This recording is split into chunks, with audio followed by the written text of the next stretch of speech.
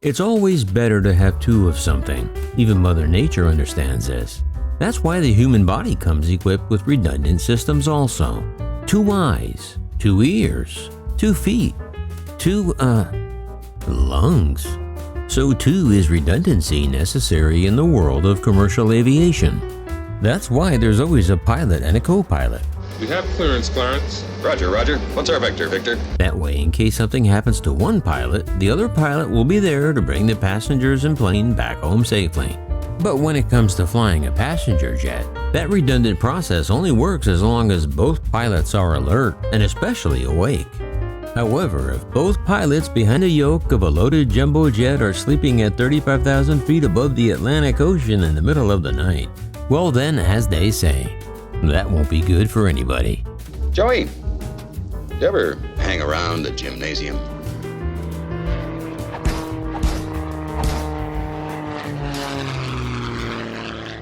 On April 30th of this year, an ITA Airways, formerly Alitalia, flight AZ609, was en route from New York to Rome, Italy. The flight aboard the Airbus A330 was just a routine flight until they reached French airspace.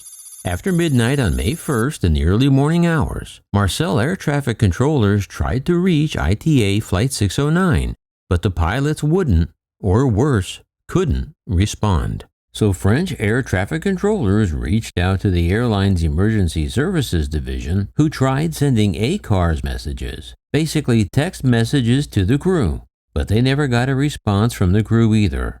Well, by now it was obvious that something must be seriously wrong on board the A330 carrying over 250 passengers. And the longer the communications blackout lingered, the more concerned French officials and the airline management became.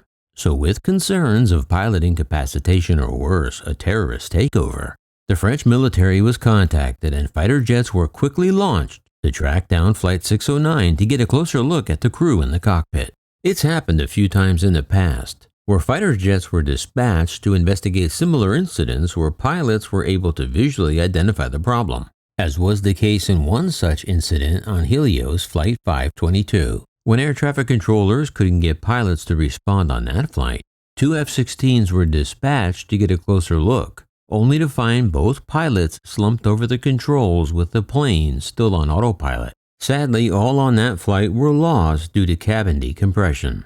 So after 10 minutes of radio silence, the French fighter jets were deployed at 3:58 a.m.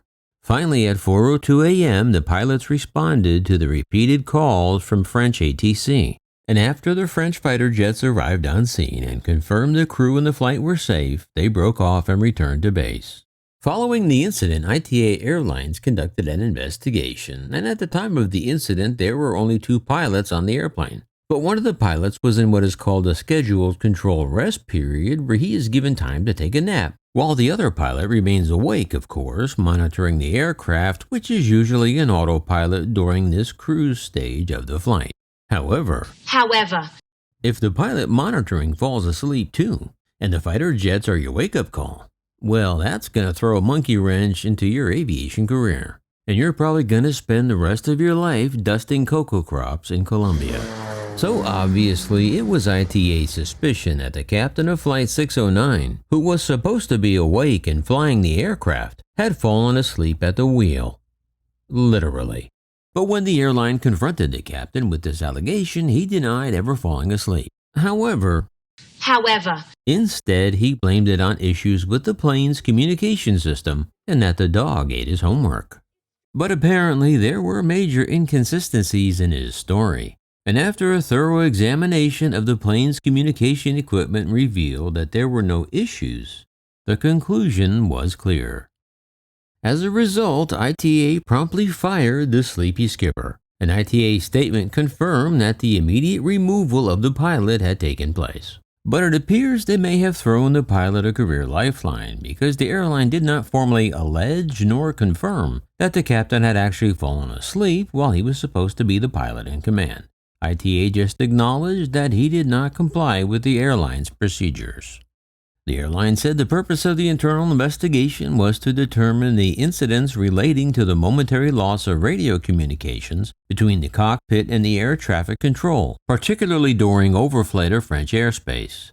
In an official statement, ITA said this investigation led to the identification of behavior of the captain that did not comply with procedures enforced both during the flight and once it landed, i.e. professional conduct that was not consistent with the behavioral and working rules dictated by the company, which the staff is required to follow strictly. And above all, they said, of the strong inconsistencies between the statement made by the captain and the outcome of the internal investigation.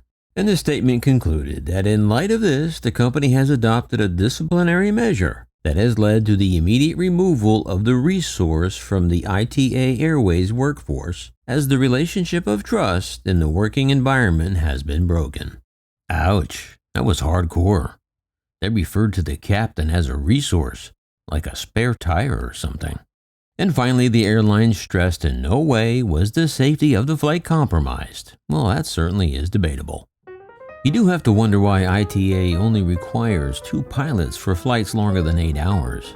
I know that US Airlines and probably many European airlines as well require at least 3 pilots to avoid such an incident.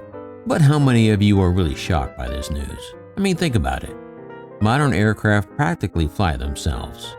So at 3 a.m. in the moonlight over the Atlantic Ocean, with nothing to do but watch cat videos on YouTube, you're bound to doze off every now and then. I spoke to a few commercial pilots who privately told me that this happens more often than people think. But just like anything else in life, it only officially happens when you get caught. Well, that's all I have for now. Now it's your turn to let me know what you think about pilots sleeping on the job. So let me know down below. And on your way out, please consider subscribing if you think I've earned it. And of course, don't forget to like, share, and ring the bell. And remember, leave the rubber on the runway and your troubles on the ground. And I will see you next time in the air. Yeah, this is Maximus.